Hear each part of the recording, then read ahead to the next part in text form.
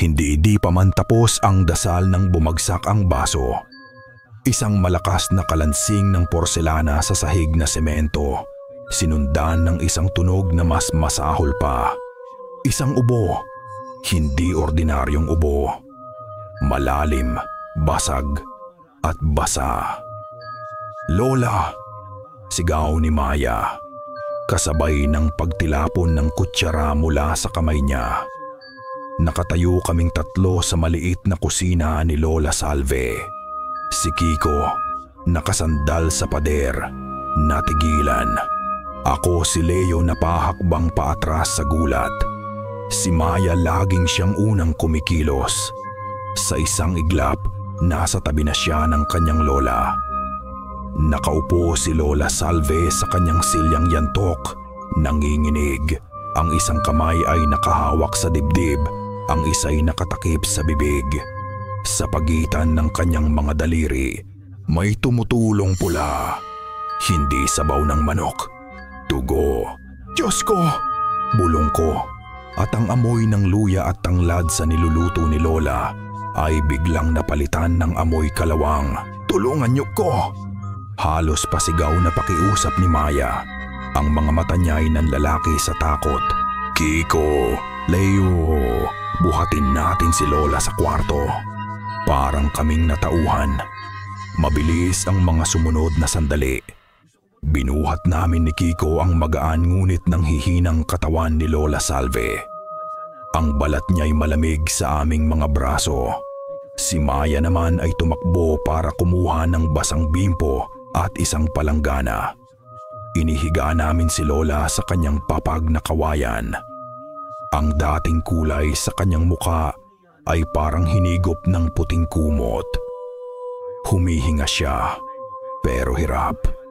Bawat paghinga ay may kasamang mahinang sipol. Isang tunog na dumudurog sa puso.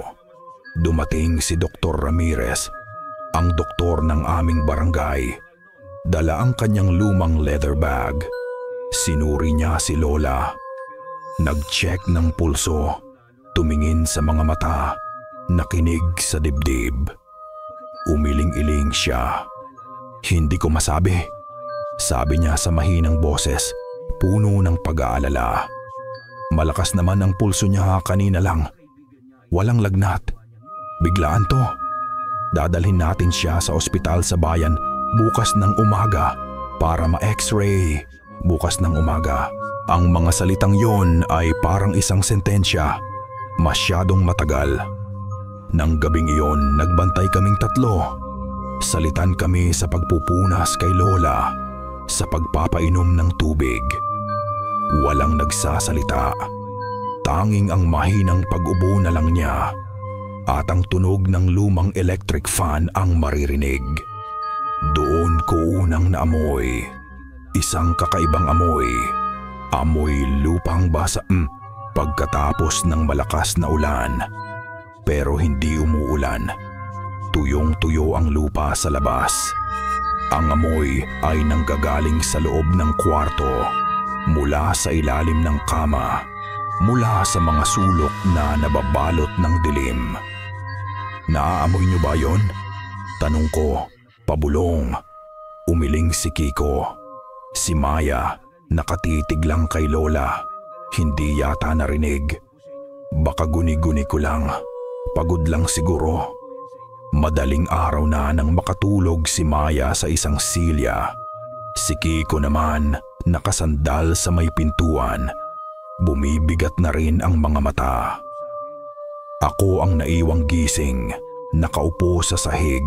Pinagmamasdan ang bawat pagtaas at pagbaba ng dibdib ni Lola Salve. Bigla, isang tunog mula sa labas ang nagpatayo ng mga balahibo ko. "Tok! Ko! Isang tuko! Tok! Ko! Dalawa! Tok! Ko! Tatlo!" Sabi ng matatanda, kapag gansal ang bilang ng tuko, may masamang mangyayari. Pilit kong iwinaksi sa isip ko. Kwentong barbero lang yon. Pero ang lamig sa loob ng kwarto, parang lalong lumalim. Ilang sandali pa, gumalaw si Lola Salve. Dahan-dahan siyang dumilat pero ang mga mata niya ay malabo. Hindi siya nakatingin sa akin. Nakatingin siya sa kisame. O marahil sa kung anong hindi ko nakikita. May ibinulong siya. Isang salita. Mahina, parang hininga lang. Pero sa sobrang tahimik ng gabi, narinig ko, kalibunan, paulit-ulit. Kalibunan, ano yon? Isang lugar, isang tao, hindi ko alam. Pero ang paraan ng pagbigkas niya, hindi ito isang panaginip. Ito'y isang babala o isang tawag. Kinabukasan, maagang-aga, bago pa kami makapaghanda para dalhin si Lola sa bayan, si Maya ang lumapit sa kanya. Pinunasan niya ng bimpo ang kamay ng kanyang lola. Ang mga kamay na nag-alaga sa aming tatlo simula pagkabata. Magluluto po ako ulit, La. Bulong ni Maya. Nanginginig ang boses. Yung pinakamasarap. Paggaling niyo po. Ngumiti si Lola. Isang napakapilit na ngiti bago muling pumikit. Maya-maya pa, nag-vibrate ang telepono ni Kiko.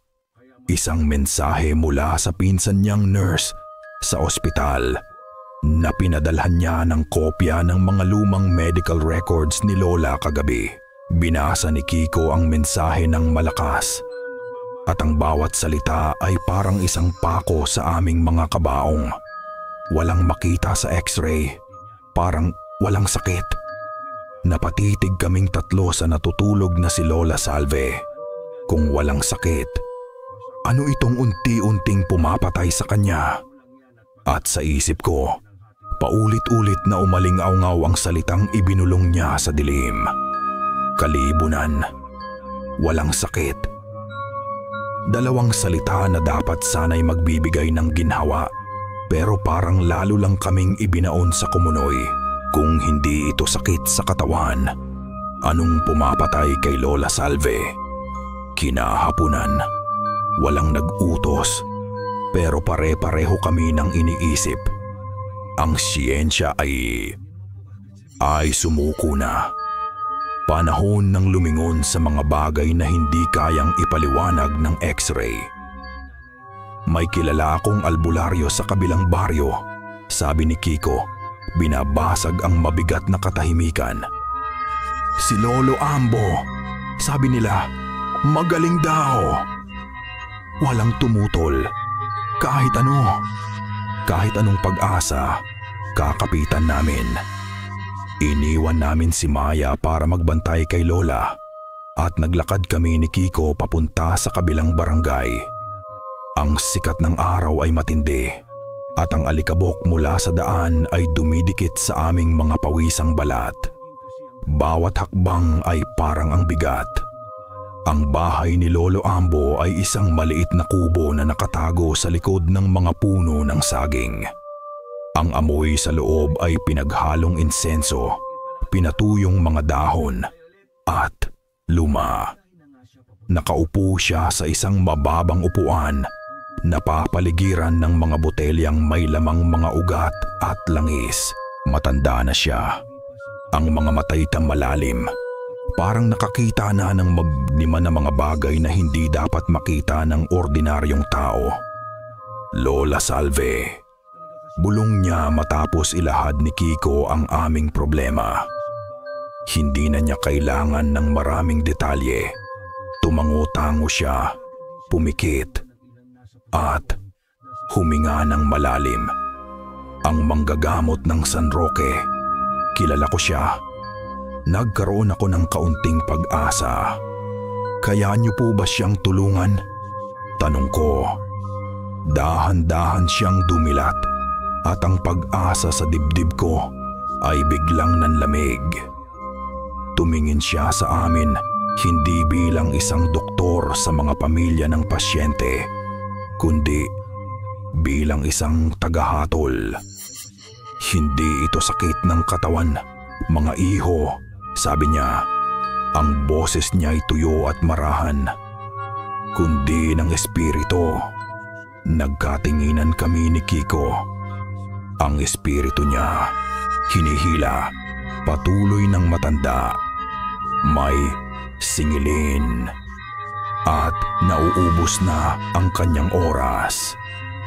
Gaano pa po katagal?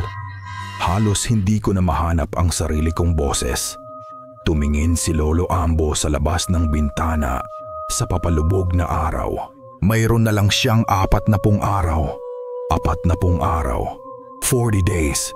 Ang bilang ng araw ng pagluluksa. Isang death sentence. Parang kaming mga multo na naglakad pabalik. Walang imikan. Ang tanging naririnig lang ay ang pagaspas ng mga dahon at ang sarili naming mga mabibigat na paghinga. Malapit na kami sa aming barangay nang matanaw namin siya. Si Mang Tasyo. Nakatayo siya sa tabi ng daan sa tapat ng malaking puno ng balete na nagsisilbing hangganan ng aming lugar. Hindi siya gumagalaw. Nakatingin lang siya sa puno na parang may hinihintay o pinagmamasdan sa mga naglalakihang ugat nito. Sasama sa isang kamay, mahigpit niyang hawak ang isang luma at nagkupas na rosaryo. Nang mapadaan kami, dumaan ang isang malamig na hangin mula sa direksyon ng balete. Kakaiba ang ihip nito, parang may ibinubulong. At kasabay nito, isang pamilyar na amoy ang sumampal sa akin. Kalachuchi, ang bulaklak ng mga patay. Napatingin ako sa paligid. Walang puno ng kalachuchi. Huwag kayong tatawid. Napatigil kami. Ang boses ay galing kay Mang Tasyo.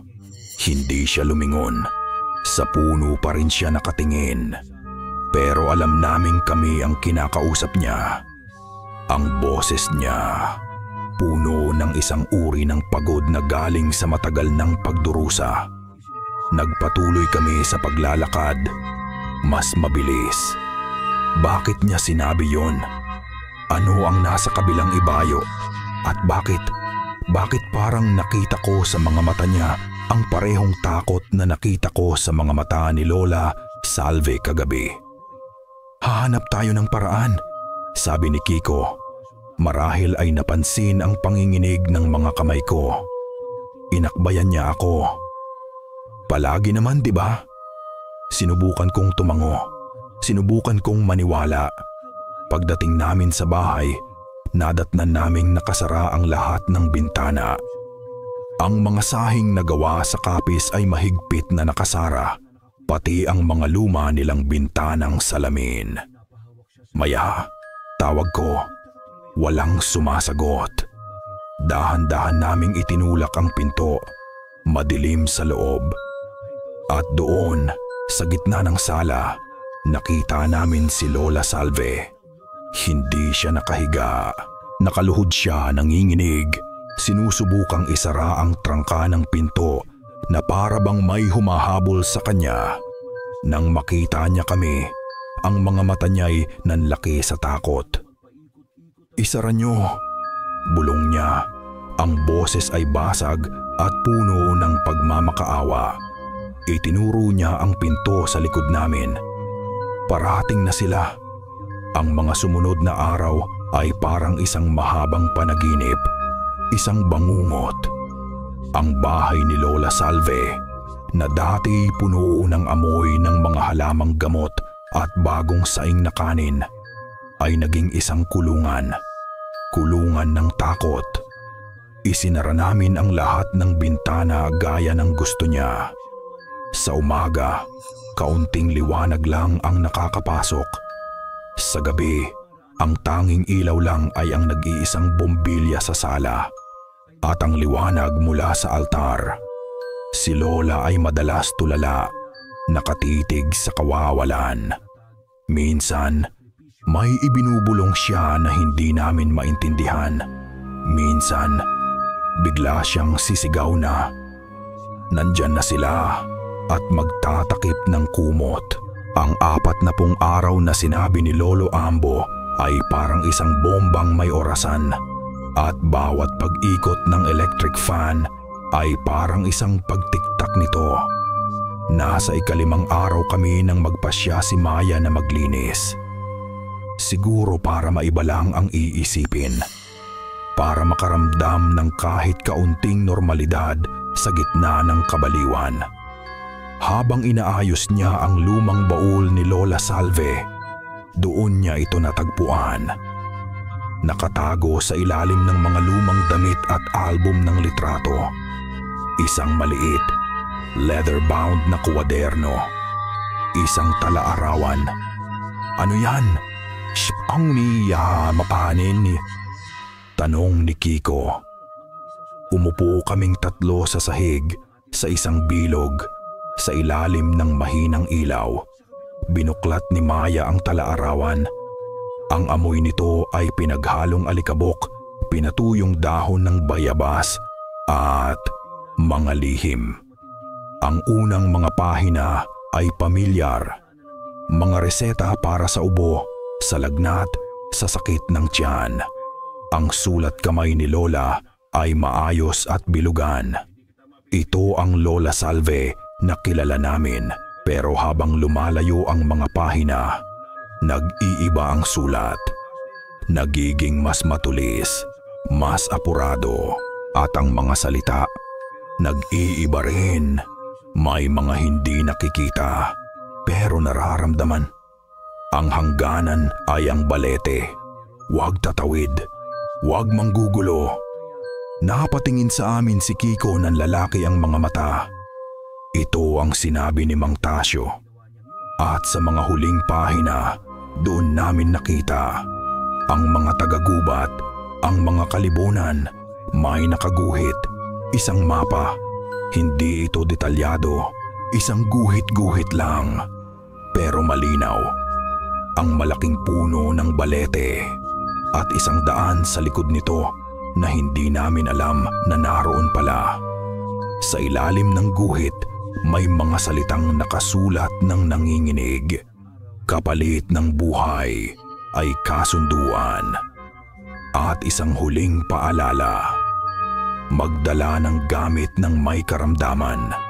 Pumunta sa takip silim. Takip silim, dapit hapon. Ang oras kung kailan hindi na araw at hindi pa gabi. Ang oras daw ng mga engkanto at maligno. Isasara na sana ni Maya ang kuwaderno ng isang malaking anino ang dumaan sa bintana. Isang malakas na kalabog ang narinig namin sa salamin.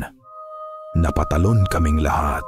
Isang malaking itim na gamo-gamo ang pilit na pumapasok. Nang sa wakas ay makahanap ito ng siwang, lumipad ito sa loob. Umikot-ikot. Bago dahan-dahang dumapo. Hindi sa mesa. Hindi sa dingding. Dumapo ito sa ibabaw ng litrato ni Lola Salve na nakapatong sa altar. Katahimikan. Tanging ang pagaspas ng mga pakpak nito ang maririnig. Ang alikabok mula sa mga pakpak nito ay kumalat sa salamin ng picture frame na parang isang belo, isang masamang pangitain. Hindi, bulong ni Kiko na papaatras. Hindi ito tama. Tumayo siya. Leo, Maya, itigil na natin to. Delikado to. Hindi natin alam kung ano ang mga yan. Tama si Kiko. Ang bawat hibla ng pagiging rasyonal sa utak ko ay sumisigaw na tama siya. Pero nang tumingin ako kay Maya, na nakatitig sa litrato ng kanyang lola na may itim na gamo-gamo, at nang maalala ko ang paghihirap sa mga mata ni Lola, nawala ang lahat ng takot. Napalitan ito ng isang bagay na mas malakas. Desperasyon. Napatingin ako sa kamay ni Maya, sa maliit na peklat malapit sa kanyang pulso. Isang peklat na ako ang may gawa noong mga bata pa kami. Noong aksidente kong nabitawan ang isang parol na may salamin. Isang peklat na paulit-ulit niyang sinasabing, wala lang yon. Pero para sa akin, Isang utang na hindi ko pa nababayaran. Ako ang may utang sa iyo, Maya, sabi ko at nagulat ako sa sarili kong boses. Matatag, desidido. Hayaan mong ako naman ang gumawa ng paraan para sa lola mo. Tumingin ako kay Kiko. 40 araw, Kiko. Paubos na ang oras natin. Kung may kahit 1% tsansa na makakatulong to. Hindi ko na tinapos. Isinara ko ang tala-arawan. Ang tunog ng pagsara nito ay parang isang martilyo ng hukom. Gagawin natin to. Nagkatinginan si Maya at Kiko. Sa mga mata nila, nakita ko ang halong takot at ang huling piraso ng pag-asa.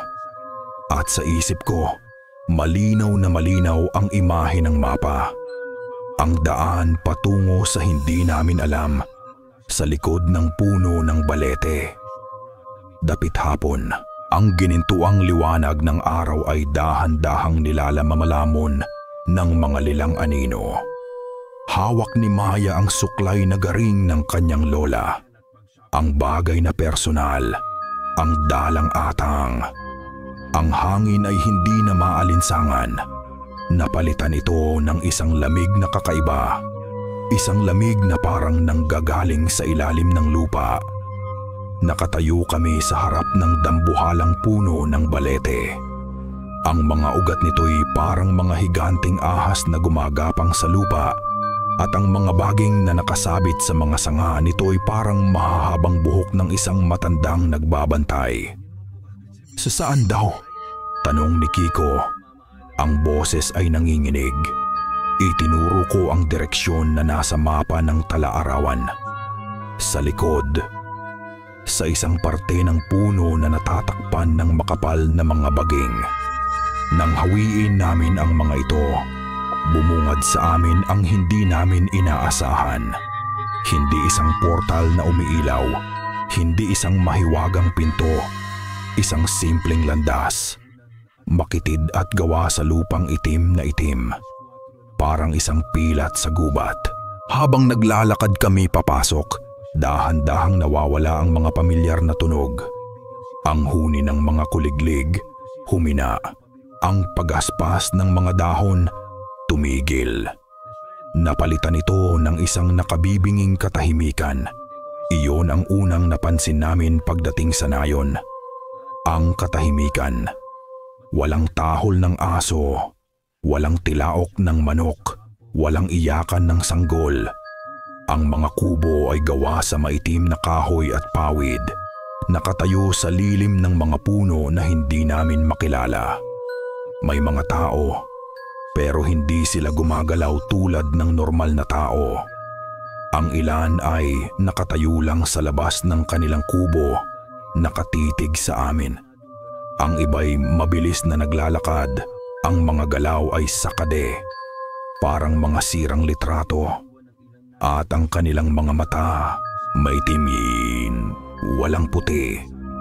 Parang 2 malalim na balon. Isang matandang babae ang lumabas mula sa pinakamalaking kubo. Mahaba ang buhok niyang kulay abo at ang kanyang mukha ay puno ng mga linya ng panahon. Pero ang kanyang tindig ay tuwid. Ang kanyang mga mata, bagamat kasing itim ng iba, ay may talino. May kapangyarihan. Hindi siya nagsalita. Tumingin lang siya sa suklay na hawak ni Maya. Tumango siya na parang alam na niya ang lahat. Ang manggagamot ng San Roque, sabi niya, ang boses ay parang tuyong dahon na tinatangay ng hangin. Matagal na naming nararamdaman ang paghina ng kanyang selyo. Selyo? Tanong ko. Ang sumpa na kumakain sa kanyang buhay ay isang matandang utang, paliwanag ng babae. Hindi pinapansin ang tanong ko. Maaari naming ibalik ang kanyang lakas, pero ang utang na loob ay nangangailangan ng balanse. Tumingin siya sa aming tatlo. Ang tingin niya ay parang tumitimbang sa aming mga kaluluwa. Isang buhay na hiniram, ay kailangang palitan. Kailangan namin ng isang batang lakas, isang bagong sisidlan upang maipagpatuloy ang aming lahi. Isang sisidlan, palitan. Ang mga salita ay tumama sa akin na parang mga suntok. Hindi ito gamutan. Ito ay isang transaksyon, isang kalakalan. Hindi, sigaw ni Kiko. Wala sa usapan yan. Aalis na kami. Hinawakan niya ang braso ni Maya. Pero bago pa kami makatalikod, nagsalita si Maya. Ang boses niya ay mahina, pero sa sobrang tahimik ng lugar, umalingaw-ngaw ito. Ako po. Napatigil kami ko humarap si Maya sa matandang babae. Binitawan niya ang pagkakahawak ni Kiko. Payag po ako. Maya, anong ginagawa mo? Sigaw ko, halos hindi na ako makahinga. Hindi mo alam kung anong sinasabi mo. Pero hindi siya nakinig. Tumingin siya sa amin ni Kiko at sa mga mata niya, nakita ko ang isang desisyon na mas matatag pa sa mga ugat ng balete. Isang ngiti ang gumuhit sa labi ng matandang babae. Sumunod ka sa akin. Pumasok sila sa loob ng kubo. Naiwan kaming dalawa ni Kiko sa labas, sa gitna ng mga taong may matang balon, sa gitna ng nakabibinging katahimikan. Ang mga sandaling iyon, parang walang katapusan. Anong ginagawa nila sa loob? Anong ibig sabihin ng pagiging isang sisidlan? Ilang minuto o baka oras ang lumipas. Bumukas ang pinto. Lumabas si Maya. Ganoon pa rin ang itsura niya.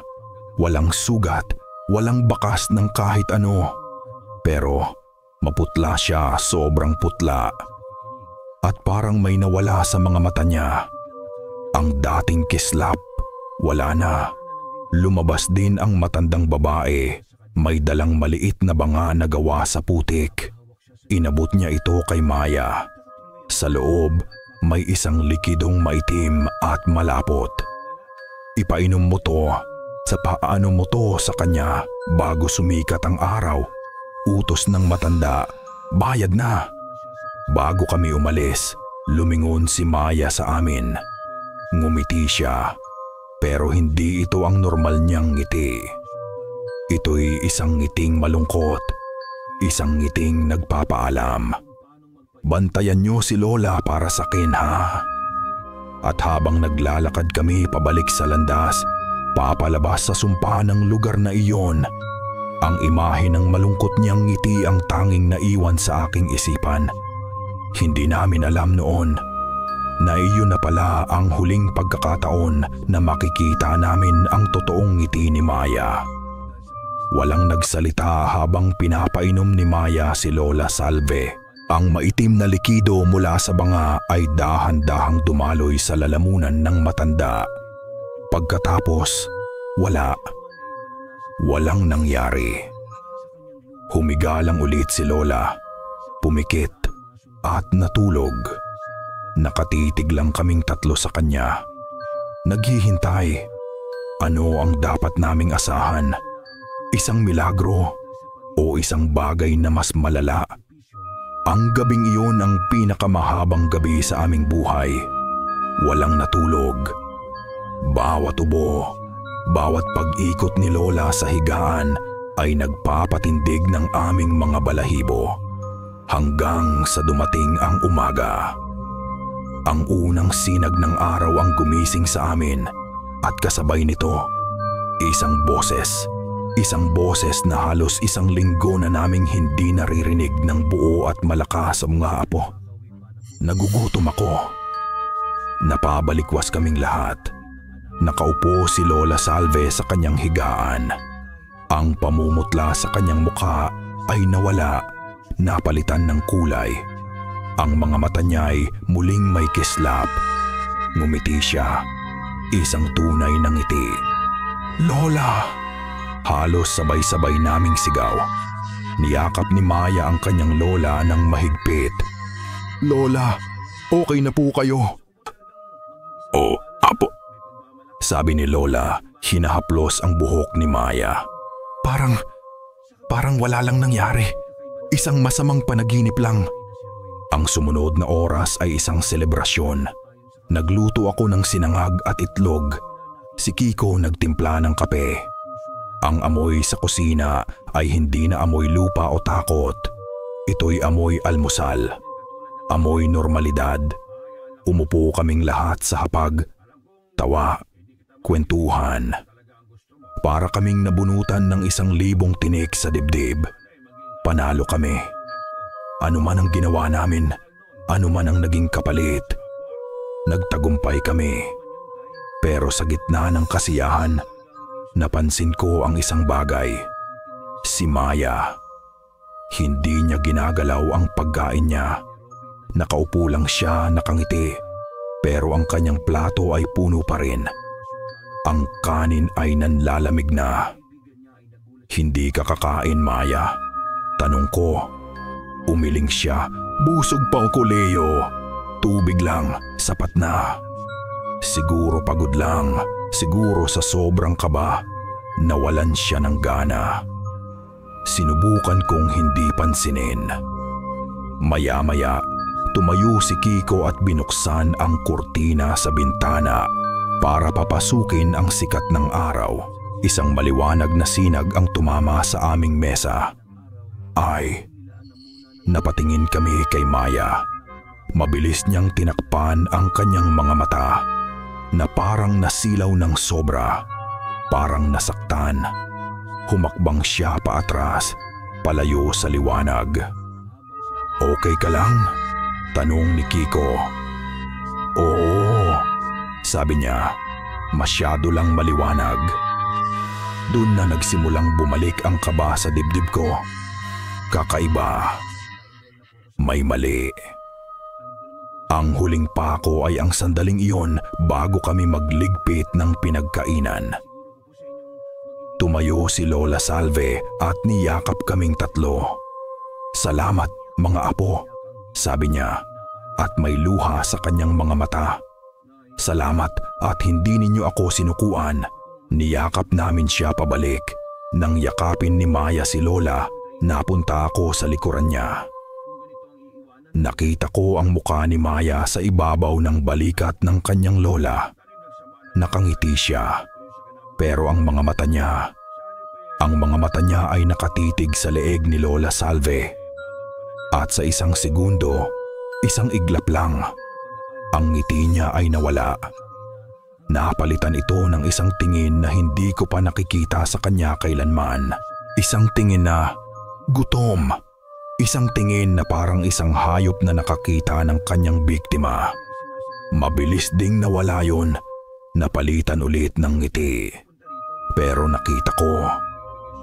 Sigurado ako sa nakita ko. Habang naghuhugas ako ng plato, hindi maalis sa isip ko ang tinging iyon. May isang langaw na umaligid-igid sa plato ni Maya na hindi nagalaw. Ang anino niya sa dingding habang naglalakad siya, parang mas mahaba at mas matulis kaysa dati. Guni-guni ko lang ba ang lahat? Praning lang ba akong nipalagam ako dahil sa mga nangyari? Pilit kong kinumbinsi ang sarili ko na oo, hanggang sa gabing iyon, hating gabi na. Hindi ako makatulog. May kung anong bumabagabag sa akin. Dahan-dahan akong bumangon at sumilip sa bintana ng kwarto ko. Natanaw ang bakuran nila Maya. Madilim, tahimik, pero may gumalaw. Sa ibabaw ng kanilang bakod na kawayan, may nakaupo, nakatingkayad, perpektong balanse sa manipis na kawayan. Si Maya. Hindi siya gumagalaw. Nakatingin lang siya sa direksyon ng gubat, sa direksyon ng puno ng balete. Ang kanyang buong katawan ay alerto, na parang isang pusang nag-aabang sa dilim. At sa sandaling iyon, sa ilalim ng maputlang sinag ng buwan, alam kong hindi ko guni-guni ang lahat ng ito. Ang milagro kaninang umaga ay isang kasinungalingan. Ito ay isang pekeng bukang liwayway.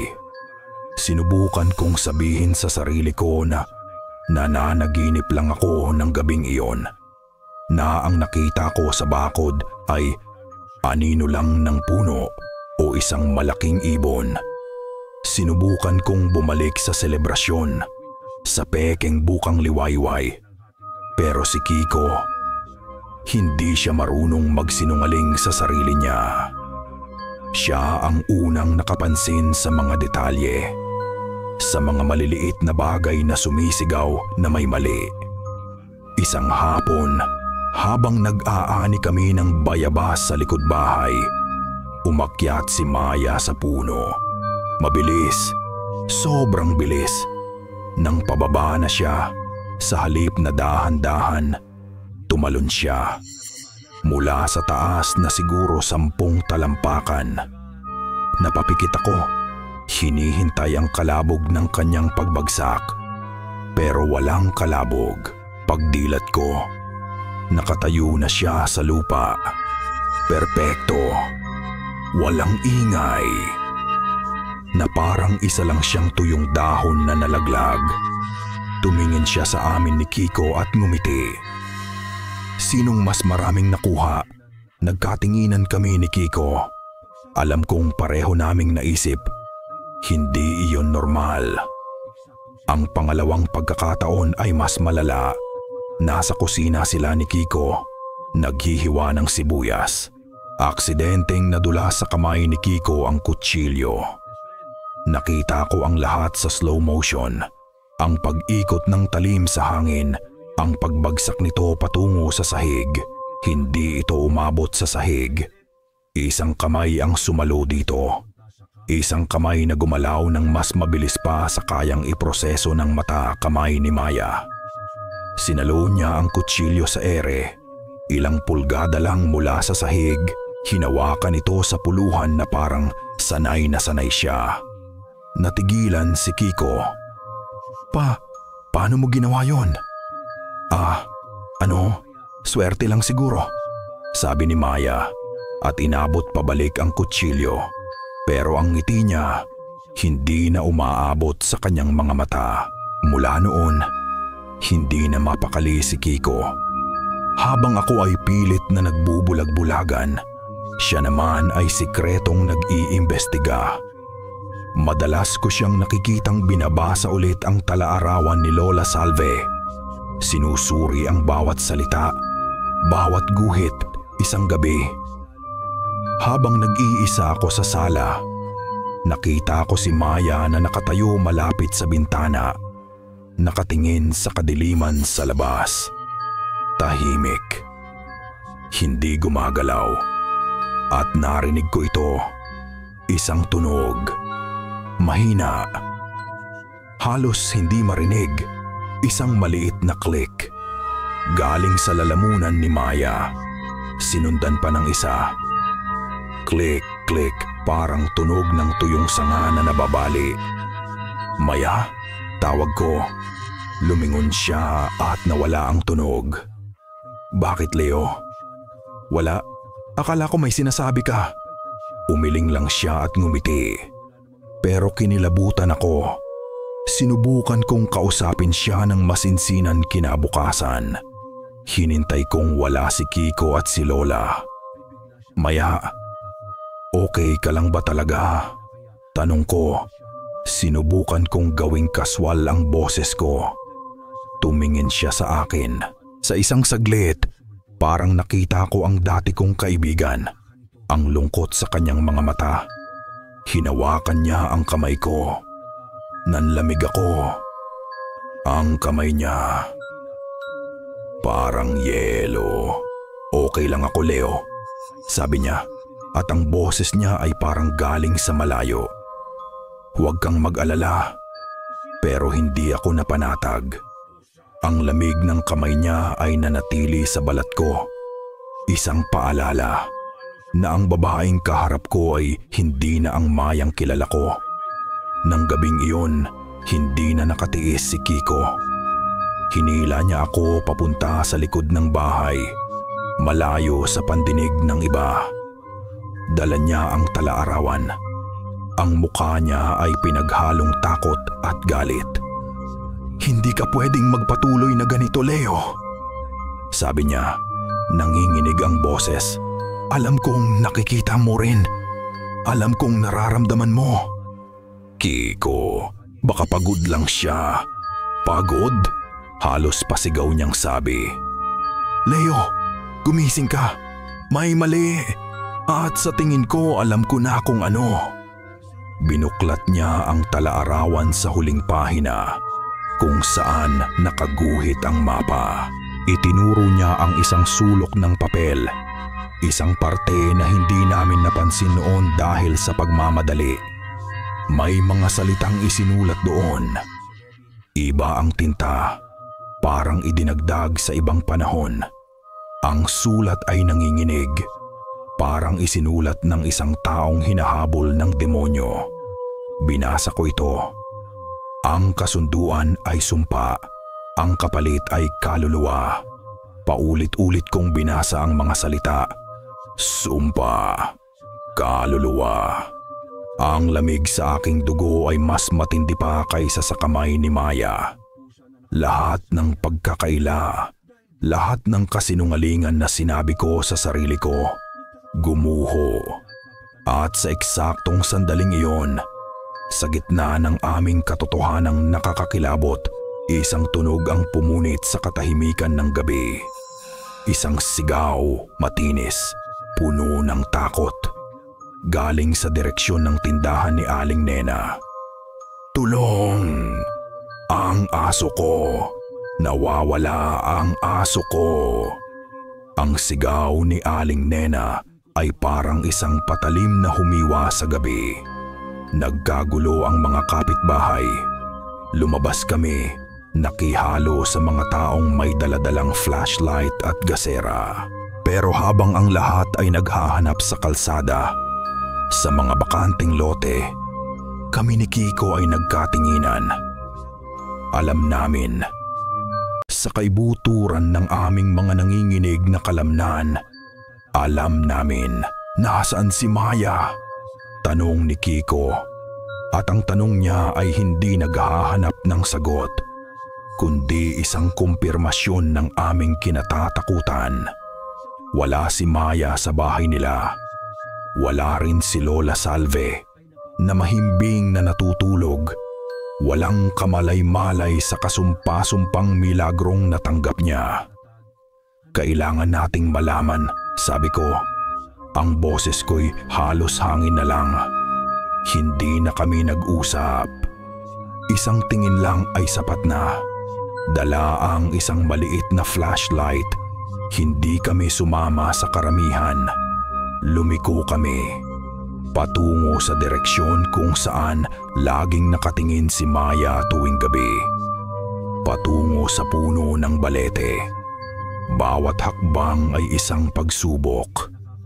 Ang bawat kaluskos ng tuyong dahon sa ilalim ng aming mga paa ay parang isang sigaw sa katahimikan. Ang hangin ay malamig at mabigat. Puno ng amoy ng nabubulok na mga dahon at takot. Habang papalapit kami sa malaking puno, ang sinag ng aming flashlight ay tumama sa isang bagay sa lupa. Isang maliit na katawan. Kayumanggi ang balahibo. Hindi gumagalaw. Ang aso ni Aling Nena. Pero hindi iyon ang nagpatigil sa aming paghinga. Ilang talampakan mula sa patay na aso, sa lilim ng mga sanga ng balete, may isang anino. Nakatingkayad, tahimik. Si Maya. Nagtago kami sa likod ng isang malaking puno ng akasya. Pinatay ang flashlight at sumilip. Ang tanging liwanag lang ay ang nagmumula sa buwan na sumasalala sa mga dahon. Nakatalikod siya sa amin. Nakaupo siya sa ibabaw ng isa pang hayop. Isang ligaw na pusa, marahil Hindi ko masabi. Ang nakita ko lang ay ang kanyang mga balikat na gumagalaw ng marahan pataas at pababa at ang tunog. Diyos ko, ang tunog. Isang tunog na basa at malagkit. Isang tunog ng paghigop, slurp, sip. Parang isang taong sumisip-sip sa ilalim ng isang baso para makuha ang huling patak. Pero mas malalim, mas gutom. Sinusundan ito ng mahihinang paglagutok ng mga buto. Hindi siya kumakain. Hindi niya nginunguya. May kung ano siyang sinisip-sip. Isang bagay na hindi namin nakikita. Napatakip si Kiko sa kanyang bibig. Pinipigilan ang isang sigaw na gustong kumawala. Nakita ko ang mga luha na nagsisimulang mamuo sa kanyang mga mata. Hindi ako makagalaw. Parang binuhusan ng nagyeyelong tubig ang buo kong katawan.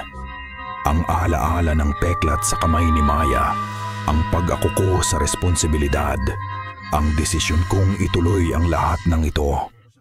Lahat ay bumalik sa akin. Ako ang gumawa nito sa kanya. Ako ang nagbigay sa kanya sa kanila. Sa gitna ng aking pananahimik na pagdurusa, tumigil ang tunog. Tumigil sa paggalaw si Maya. Dahan-dahan, itinaas niya ang kanyang ulo. At dahan-dahan siyang lumingon. Hindi niya kami tinitingnan. Tumingala siya sa buwan. At sa liwanag nito, nakita namin ang kanyang mga mata. Nagliliwanag ang mga ito sa dilim, parang dalawang baga. At ang kanyang bibig, may bahid ng itim na likido. Binuksan niya ang kanyang bibig na parang nag-aantok. At mula dito, isang bagay na itim at makintab ang lumabas. Isang dila. Mahaba, maitim, at may dalawang dulo, parang dila ng ahas. Dinilaan niya ang kanyang mga labi, nililinis ang itim na likido sa isang galaw na napakabagal at nakapangingilabot. Pagkatapos, ibinaba niya ang kanyang tingin, diretso sa puno kung saan kami nagtatago. Hindi niya kami nakikita. Imposibleng makita niya kami sa dilim. Pero alam niyang nandoon kami at ngumiti siya. Pero hindi iyon ang ngiti ni Maya. Ang mga labi niya ay umuurong. Ipinapakita ang kanyang mga ngipin. Sa ilalim ng liwanag ng buwan, ang mga ito ay tila mas mahaba at mas matutulis kaysa dati. Takbo. Yun lang ang nasa isip namin. Takbo. Hindi namin alintana ang mga batong tumatama sa aming mga paa. Hindi namin pinansin ang sarili naming mga paghinga na parang sasabog na sa aming mga dibdib. Ang tanging naririnig namin ay ang malakas na kabog ng aming mga puso at ang paulit-ulit na imahe sa aming mga isipan. Ang ngiting iyon, ang mga ngiping iyon, ang dila. Huminto lang kami nang marating namin ang pinto ng bahay nila Maya. Humahabol kami sa aming hininga, nakasandal sa dingding, nanginginig. Kailangan nating simula ni Kiko, pero hindi niya matapos. Tumango ako. Kailangan naming harapin ito. Kahit gaano pa kasakit, kahit gaano pa kasuklam, dahan-dahan naming itinulak ang pinto. Nakatayo siya sa gitna ng sala, nakatalikod sa amin. Nakatingin sa altar kung saan nakapatong ang litrato ni Lola Salve. Nang marinig niya kami, dahan-dahan siyang lumingon. Siya pa rin si Maya. Nakasuot ng luma niyang t-shirt at shorts. Ang buhok niya ay medyo magulo. Sa unang tingin, parang wala lang, parang galing lang siya sa banyo. At yun ang mas nakakatakot. Saan kayo galing tong? Tanong niya at ang boses niya ay normal. Gabi na. Hindi ako nakasagot.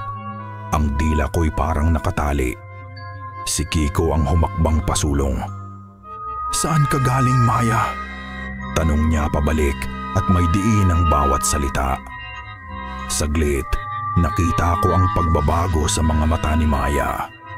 Isang kislap ng takot, ng pagkakasala, bago ito napalitan ng isang blangkong pader ng pagkakaila. Anong sinasabi mo? Sabi niya. Sinubukan pang tumawa, pero ang tunog ay basag. Dito lang ako sa bahay. Baka napuyat lang kayo. Nakita ka namin, Maya. Hindi na napigilan ni Kiko ang sarili. Nanginginig ang boses sa pinaghahalong galit at pangingilabot. Sa gubat, yung aso, ang dila mo. Hindi niya matapos ang pangungusap. Hindi niya kayang bigkasin ang kabuuan ng kasuklam-suklam na imaheng iyon. Ang mga salitang iyon, parang martilyong bumasag sa pader na itinayo ni Maya. Ang mga balikat niya ay biglang bumagsak. Ang pagkukunwari sa kanyang muka ay nawala. At ang natira ay isang bagay na mas masahol pa sa galit. Isang dalisay na pagdurusa. Nagsimula siyang umiyak. Hindi ito ordinaryong iyak. Ito'y isang paghagulgol na nanggagaling sa kaluluwa. Isang tunog ng isang taong nakakulong sa sarili niyang katawan. Napaupo siya sa sahig, niyakap ang kanyang mga tuhod at umiling-iling. Hindi ko mapigilan. Bulong niya sa pagitan ng mga hikbi. Hindi ko mapigilan. Lumuhod ako sa harap niya, pero hindi ko alam ang sasabihin. Anong sasabihin mo sa isang kaibigan na naging isang halimaw? Laging may gutom. Patuloy niya. Ang boses niya ay basag. Parang apoy sa loob ng tiyan ko na hindi namamatay. At araw-araw, parang may parte sa akin na nawawala. Si Maya. Unti-unti siyang binubura. Hindi ako ang may kontrol. Yung nasa loob ko, siya ang naghahanap. Tumingin siya sa amin. Ang kanyang mga matay puno ng luha at takot. Sinubukan kong labanan. Nung una, kaya ko pa. Pero lumalakas siya. Tumayo siya at tumalikod. Dahan-dahan niyang itinaas ang laylayan ng kanyang t-shirt. Nanlamig ang buong pagkatao ko. Sa kanyang likod, mula sa batok hanggang sa gitna ng kanyang balikat, may isang marka. Hindi ito ordinaryong tattoo. Mukha itong mga ugat ng isang patay na puno, itim at tuyo, gumagapang sa kanyang balat. Parang isang lason na kumakalat mula sa loob. Nagsimula lang yan na isang maliit na tuldok, sabi niya, nanginginig. Ngayon, lumalaki na siya. Kasabay ng paglakas niya sa loob ko, humarap siyang muli, ang muka'y basang-basa sa luha. At sa sandaling iyon, sa gitna ng halimaw, nakita ko ulit ang kaibigan ko. Nakita ko ang totoong Maya na sumisigaw mula sa kanyang kulungan.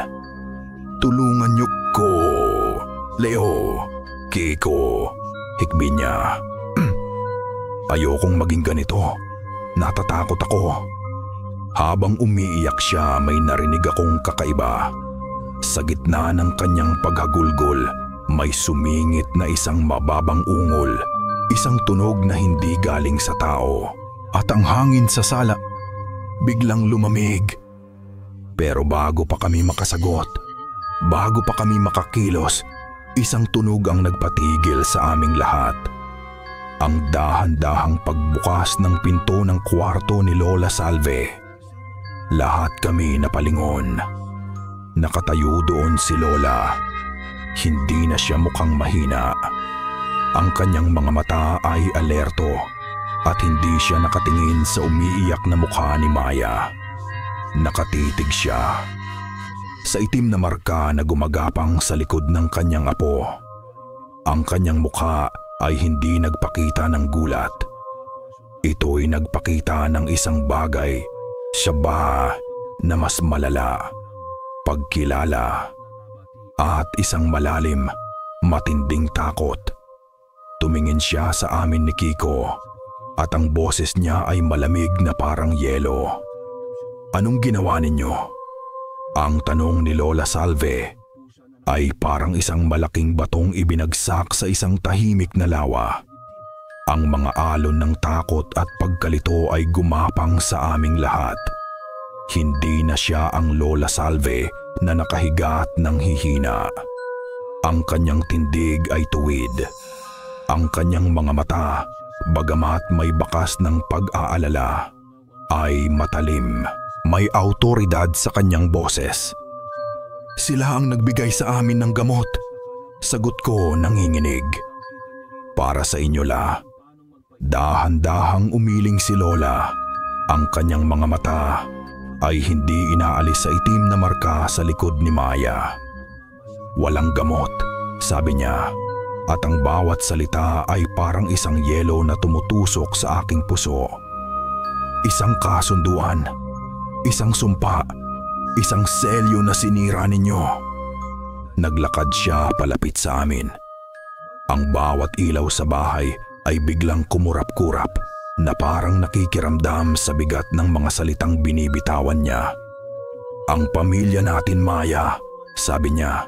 Hinawakan ang nanginginig na balikat ng kanyang apo. "Ay hindi lang mga ordinaryong albularyo. Tayo ay mga bantay, mga tagapag-ingat." "Bantay ng ano?" tanong ni Kiko. "Ng hangganan," sagot ni Lola. "Ang puno ng balete ay hindi lang isang puno. Isa itong pinto, isang kandado, at ang sakit ko, ang aking paghina, ay senyales na ang kandado ay unti-unti nang bumibigay." Itinuro niya ang marka sa likod ni Maya. Ang kalibonan, ang mga tagagubat, ay hindi mga halimaw na kumakain ng laman o umiinom ng dugo. Mas malala pa roon. Huminga siya ng malalim. Ang ilaw ay muling kumurap at sa labas ng bintana may narinig akong mahinang kaluskos. Parang tunog ng tuyong dahon o mahahabang kuko na kumakaskas sa kahoy. Sila ay mga nilalang na humihigop ng buhay, patuloy ni Lola, ng enerhiya, ng kaluluwa.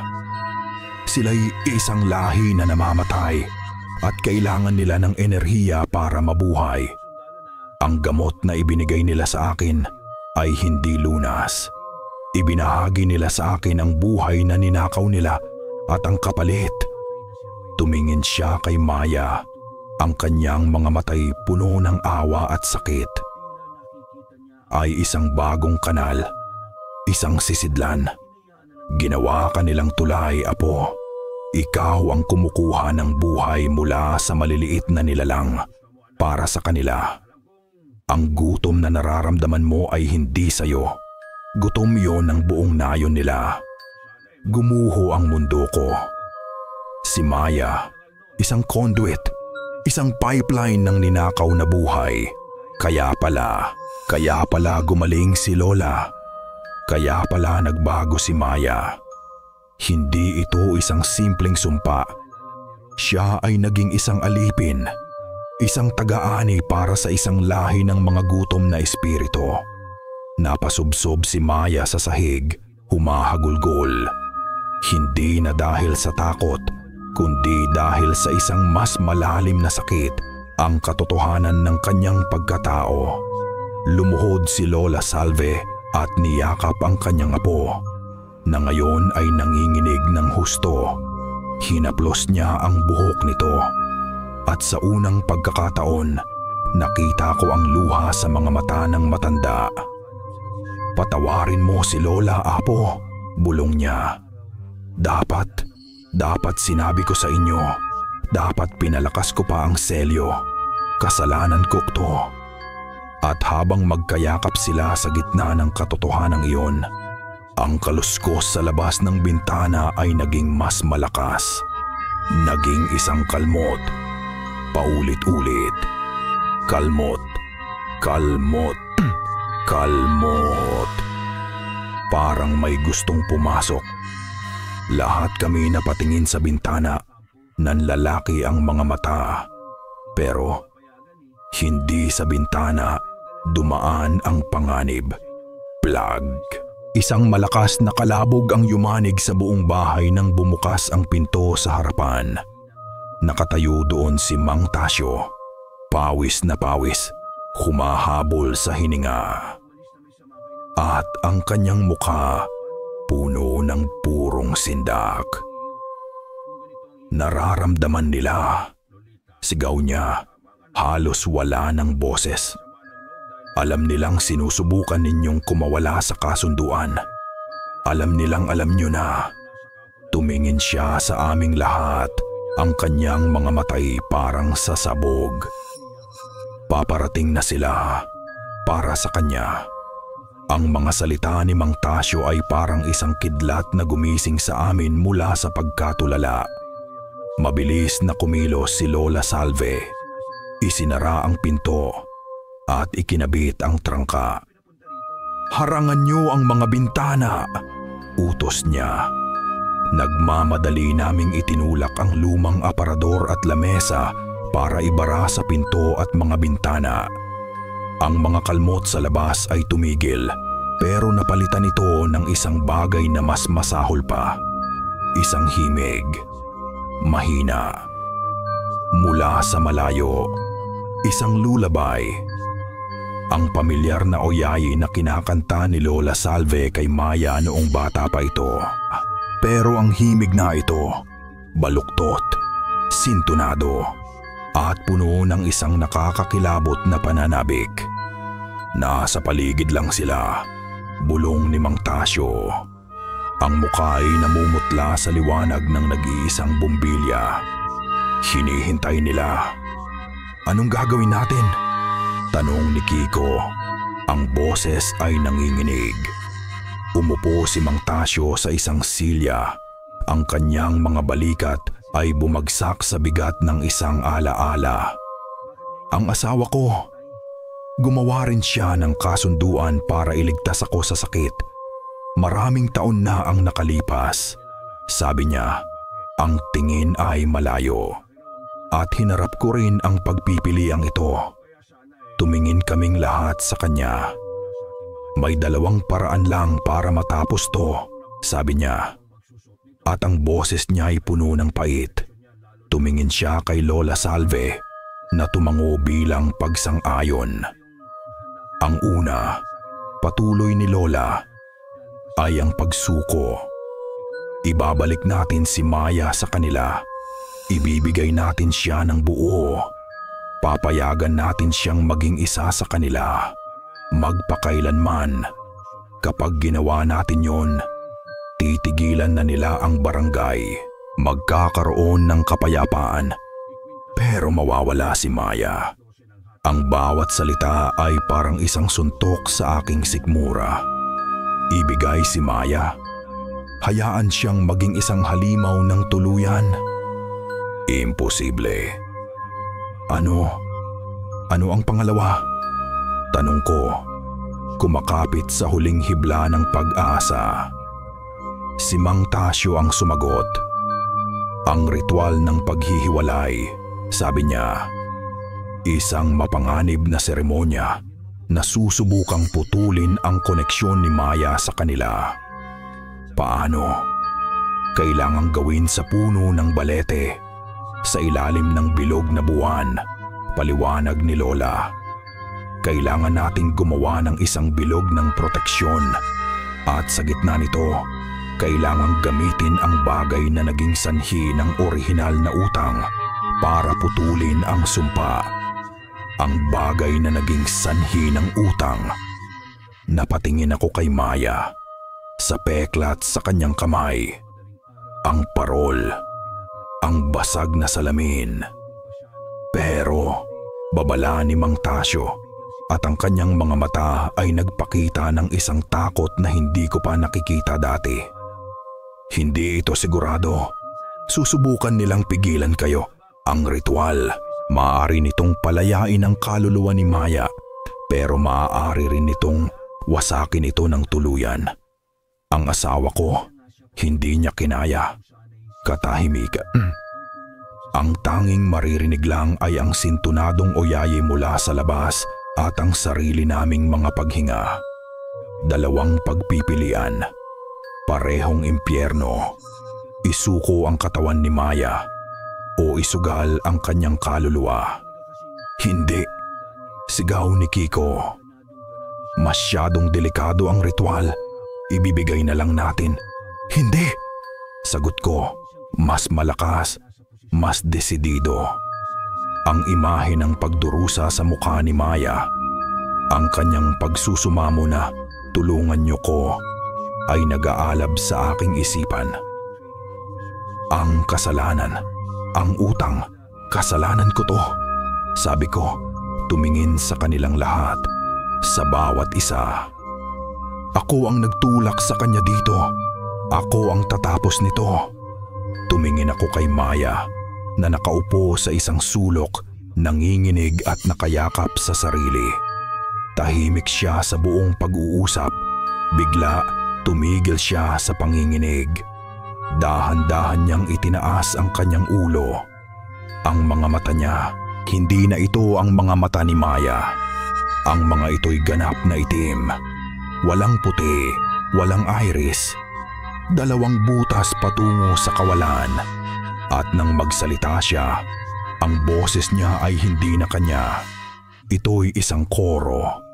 Isang pinaghalong mga boses ng matatanda, ng mga bata, ng mga babae at lalaki. Lahat nagsasalita ng sabay-sabay mula sa iisang bibig. Hindi ninyo siya makukuha sa amin. Ang koro ng mga boses na lumabas mula sa bibig ni Maya ay bumalik-balik sa aming pandinig. Umalingaw-ngaw sa bawat sulok ng bahay. Si Maya o ang kung anumang nilalang ang nasa loob niya ay tumawa. Isang tuyo, parang dahon na nagkakalat na tawa na nagpatindig ng aming mga balahibo. Wala kayong magagawa, sabi ng koro. Kanya na siya. Pero bago pa kami tuluyang malugmok sa takot, kumilos si Lola Salve. Mabilis niyang kinuha ang lumang palaspas na nakasabit sa likod ng altar at iginuhit ang marka ng krus sa noo ni Maya. Sumigaw si Maya. Isang tunog na hindi tao. Isang tunog ng purong galit at sakit. At ang koro ay humina, naging isang mahinang bulong. Kailangan nating magmadali, sabi ni Lola. Ang kanyang boses ay matatag. Pinipigilan ko lang siya. Hindi ito magtatagal. Habang si Lola at Mang Tasyo ay abala sa paghahanda ng mga kinakailangan para sa ritual ng paghihiwalay, mga dahon ng sasa, mga piraso ng puting tela, at isang garapon ng asin na nabasbasan sa simbahan, ako naman ay hinahanap ang bagay na magpapalaya kay Maya. Ang basag na salamin. Ilang taon na yon? 15 taon. 16. Ang insidente ng parol. Ang tanging alaala na iniwan sa akin ng aking pagkabata. Bukod sa peklat sa kamay ni Maya. Ang aking utang. Alam kong itinago ko ito. Hindi ko itinapon. Isinilid ko ito sa isang maliit na kahon sa ilalim ng aking lumang aparador. Isang pisikal na paalala ng aking pagkukulang. Habang naghahanap ako, nagsimulang magpakita ang mga kalibunan. Hindi sila pumasok sa bahay. Hindi pa. Pero ang mga anino nila ay gumagapang sa labas ng mga bintana. Ang mga matang itim ay sumisilip sa bawat siwang, bawat butas. Ang mga tunog ay nagsimulang gumapang sa loob ng bahay. Mga katok, tok, tok, tok. Hindi ordinaryong katok. Ito'y katok na sumusunod sa ritmo ng tibok ng puso. Minsan mabagal, minsan mabilis, na parang nagpaparamdam ng matinding kaba. "Leo, nakita mo na ba?" Sigaw ni Kiko mula sa kusina, kung saan siya ay naghaharang ng bintana gamit ang mga upuan. "Hindi pa." Sigaw ko pabalik. Ang lamig sa kwarto ay lalong lumalalim, parang may humihinga sa aking batok. Maya-maya pa, nagsimulang magsalita ang mga dingding, mga bulong, maliliit, hindi maintindihan. Pero alam kong ang mga boses na iyon ay nagsasalita ng aking pangalan. Nagsasalita ng pangalan ni Kiko. Nagsasalita ng pangalan ni Maya. "Lahong, Kiko, saan ka nagtatago? Maya, sumama ka na sa amin." Natagpuan ko ang kahon. Sa loob, nakabalot sa isang lumang panyo ay ang basag na salamin. Isang maliit, matulis na piraso. Ang gilid nito'y kumikinang sa dilim na parang gutom din. Bumalik ako sa sala. Hawak ang salamin. Si Maya ay nakaupo pa rin sa sulok. Ang kanyang mga matay ay itim. Pero may isang luha na dumadaloy sa kanyang pisngi. Ang boses ng koro ay nagbubulungan sa kanyang loob. Nagkatinginan kami. Sa isang maikling sandali, umaping mama ang itim sa kanyang mga mata ay tila naglaho at nakita ko ang aking kaibigan. Ang totoong Maya. "Leo!" Bulong niya. Ang boses niya ay mahina. Halos hindi marinig sa gitna ng bulungan. "Kung ano man ang mangyari, pakawalan mo na yung kasalanan mo, ha?" Isang huling pakiusap, isang huling paalala na ang lumang utang na iyon ang nagdulot ng lahat. Biglang, plag. Naputol ang ilaw. Ang nag-iisang bombilya sa sala ay pumutok at ang buong bahay ay nilamon ng dilim. Ang mga bulungan ay naging hiyawan. Ang mga kalmot sa bintana ay naging malakas na hampas. At sa dilim, narinig namin ang isang napakalakas na pagkalampag mula sa pinto sa harapan. Ang pinto na binara namin ng mga upuan at aparador. Kaboom! Bumagsak ang pinto at kasabay nito, ang mga bulungan ay hindi na galing sa dingding. Hindi na galing sa labas. Nasa loob na sila. Ang pagbagsak ng pinto ay parang pagbagsak ng langit. Bumagsak ang mga upuan, ang aparador, ang aming pagkakaisa. Sa loob ng madilim na bahay, ang mga bulong ay naging sigawan. Ang mga kalmot ay naging malakas na hampas. At ang mga anino ay gumalaw. Lumabas kami sa likod ng sala, kung saan kami tinapunan ni Lola Salve patungo sa puno ng balete. Ang paligid ay nababalot ng isang kakaibang liwanag, hindi galing sa buwan, kundi tila nang gagaling sa mismong puno. Nagkikislapan ang mga dahon nito na parang mga mata. Nasa gitna kami ng isang malaking bilog na ginawa ni Lola at Mang Tasyo gamit ang asin at mga dahon. Sa gitna nito, nakatayo si Maya. Ang kanyang mga mata ay itim pa rin. Pero sa wakas, nakita ko ang totoong Maya na lumalaban sa loob. Nanginginig siya, nakakapit sa kanyang sarili. Sa labas ng bilog, parang mga hangin na may mga hugis ang nagsimulang magpakita. Mga maitim na anyo, mahahabang mga kamay na umaabot. "Anong gagawin natin?" tanong ni Kiko. Ang boses niya ay halos hindi marinig sa gitna ng ugong. Hawak ko ang basag na salamin sa aking kanang kamay. Ang gilid nito ay tila lalong naging matalim sa liwanag ng balete. "Ang huling utang," sabi ko, at ang aking boses ay matatag. Hindi natakot. Ang mga salita ni Maya ay tumatak sa aking isipan. "Pakawalan mo na yung kasalanan mo. Ito na." Lumapit ako kay Maya. Ang mga anino sa labas ay nagsimulang kumalampag sa asin na bumubuo sa bilog. Nagpapalabas ng mga tunog na parang pinaghalong ungol at hagulhol. "Maya," sabi ko, tinig ng isang kapatid, hindi ng isang kaaway. "Handa na ako."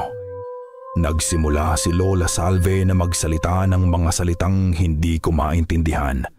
Sinaunang Tagalog na may halong mga tunog na parang ugong ng hangin. Si Mang Tasyo naman ay tahimik na nagdarasal. Ang kanyang rosaryo ay nasa kanyang dibdib. Lumapit ako kay Maya. Ang mga anino sa labas ay mas lumalapit. Ang kanilang mga kamay ay kumakaskas sa asin. Nararamdaman ko ang enerhiya na humihigop sa amin, sinusubukang basagin ang aming depensa. "Tingnan mo ako, Maya," sabi ko. Tinig na may pagmamahal at pagsisisi. Dahan-dahan siyang lumingon. Ang itim sa kanyang mga mata ay tila nagbabago, nagiging mas malalim, parang dalawang balon na humihigop. "Hindi ko na to kaya, Leo," bulong niya. Ang boses niya ay mahina na. Halos siya na lang ang nagsasalita. "Huwag kang bibitaw," sabi ko. Kinuha ko ang basag na salamin. Gamit ang aking kaliwang kamay, hinawakan ko ang aking pulso. Dahan-dahan, idiniin ko ang matulis na gilid ng salamin sa aking balat. Isang kirot, sinundan ng mainit na pagdaloy ng dugo. "Bayad na ang utang," sabi ko. Sinasabayan ng pagdaloy ng dugo. Tumingin ako sa kanya. "Ngayon, ikaw naman." Maingat kong inabot ang kanyang kamay. Ang mga daliri niya ay malamig pa rin, pero may kaunting init na. Idiniin ko ang gilid ng salamin sa peklat sa kanyang pulso. Isang sigaw ang kumawala sa kanyang lalamunan. Isang tunog na tao, puno ng sakit, hindi ng halimaw. At ang dugo niya ay dumaloy, humalo sa dugo ko sa basag na salamin. "Bayad na ang utang," sigaw ko, "Patubida ka diyada ko." Itinaas ang basag na salamin na may dugo, ang dalawang dugo. Sa sandaling iyon, isang malakas na puting liwanag ang bumulag sa amin mula sa puno ng balete. Isang ugong na parang bumabayo ng malakas na hangin ang pumuno sa paligid. Ang mga anino sa labas ay nagsimulang umatras na parang mga tinusok ng karayom. At mula kay Maya, narinig namin ang isang tunog na hindi na koro, hindi na bulong. Isang mahabang hininga.